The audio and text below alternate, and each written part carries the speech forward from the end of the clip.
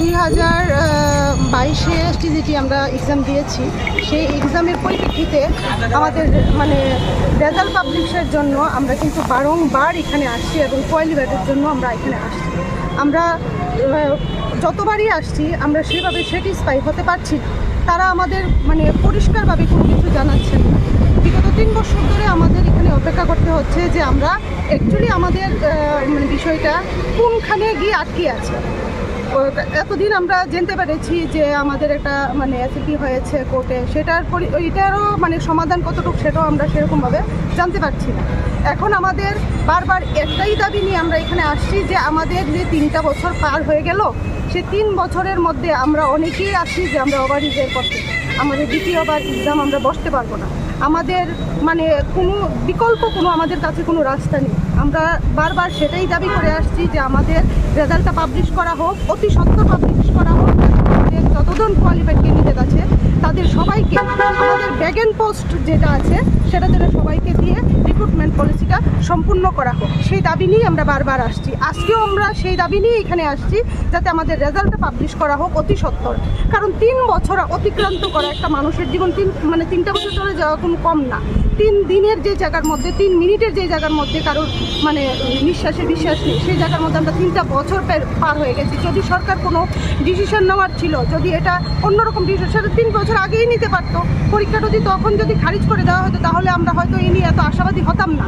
কিন্তু আমরা আশাবাদী আছি এই কারণে, কারণ আমরা যতবার গিয়েছি শুধু একটাই বলতো যে তারা কোনো ভালো ডিসিশনে যাবে, তারা আমাদের জন্য ভালো চিন্তা ভাবনাই যাবে। কিন্তু এখন দেখা যাচ্ছে এতটা দিন চলে যাওয়া সত্ত্বেও আমাদের কাছে কোনো সেরকম কোনো উত্তর আমরা পাচ্ছি না। তো বিগত দিনও আমরা সেই লড়াই লড়েছি, আজও আমরা সেই লড়াই লড়ছি। সেই আশায় আমরা এখানে আসছি যে আমাদের অতি সত্বর আমাদের রেজাল্টটা পাবলিশ করে যাতে আমাদের রিক্রুটমেন্ট পলিসিটা সম্পূর্ণ করা হোক। আমরা যতজন কোয়ালিফাইড ক্যান্ডিডেট আছি তাদের সবাইকে যেন একসাথে নিয়োগ করা হোক, আমরা সেই দাবি নিয়ে এখানে বারবার আসছি। 2022-এ টিজিটি আমরা এক্সাম দিয়েছি। সেই এক্সামের পরিপ্রেক্ষিতে আমাদের রেজাল্ট পাবলিশের জন্য আমরা কিন্তু বারংবার এখানে আসছি এবং কোয়ালিফাইডের জন্য আমরা এখানে আসছি। আমরা যতবারই আসছি আমরা সেভাবে স্যাটিসফাই হতে পারছি না। তারা আমাদের পরিষ্কারভাবে কোনো কিছু জানাচ্ছেন না। বিগত 3 বছর ধরে আমাদের এখানে অপেক্ষা করতে হচ্ছে যে আমরা অ্যাকচুয়ালি আমাদের বিষয়টা কোনখানে গিয়ে আটকে আছে। এতদিন আমরা জানতে পেরেছি যে আমাদের একটা এসএপি হয়েছে কোর্টে, এটারও সমাধান কতটুকু সেটাও আমরা সেরকমভাবে জানতে পারছি না। এখন আমাদের বারবার একটাই দাবি নিয়ে আমরা এখানে আসছি যে আমাদের যে 3টা বছর পার হয়ে গেল, সে 3 বছরের মধ্যে আমরা অনেকেই আছি যে আমরা ওভাররিজের করতে আমাদের দ্বিতীয়বার এক্সাম আমরা বসতে পারবো না। আমাদের কোনো বিকল্প আমাদের কাছে কোনো রাস্তা নেই। আমরা বারবার সেটাই দাবি করে আসছি যে আমাদের রেজাল্টটা পাবলিশ করা হোক, অতি সত্বর পাবলিশ করা হোক।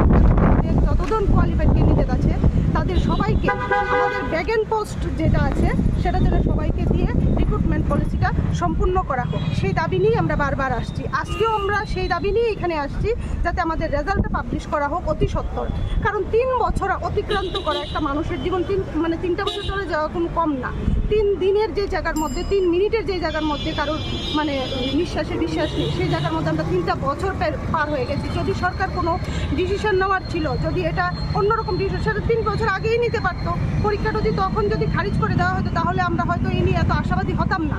কিন্তু আমরা আশাবাদী আছি এই কারণে, কারণ আমরা যতবার গিয়েছি শুধু একটাই বলতো যে তারা কোনো ভালো ডিসিশনে যাবে, তারা আমাদের জন্য ভালো চিন্তা ভাবনাই যাবে। কিন্তু এখন দেখা যাচ্ছে এতটা দিন চলে যাওয়া সত্ত্বেও আমাদের কাছে কোনো সেরকম কোনো উত্তর আমরা পাচ্ছি না। তো বিগত দিনও আমরা সেই লড়াই লড়েছি, আজও আমরা সেই লড়াই লড়ছি। সেই আশায় আমরা এখানে আসছি যে আমাদের অতি সত্বর আমাদের রেজাল্টটা পাবলিশ করে যাতে আমাদের রিক্রুটমেন্ট পলিসিটা সম্পূর্ণ করা হোক। আমরা যতজন কোয়ালিফাইড ক্যান্ডিডেট আছি তাদের সবাইকে যেন একসাথে নিয়োগ করা হোক, আমরা সেই দাবি নিয়ে এখানে বারবার আসছি।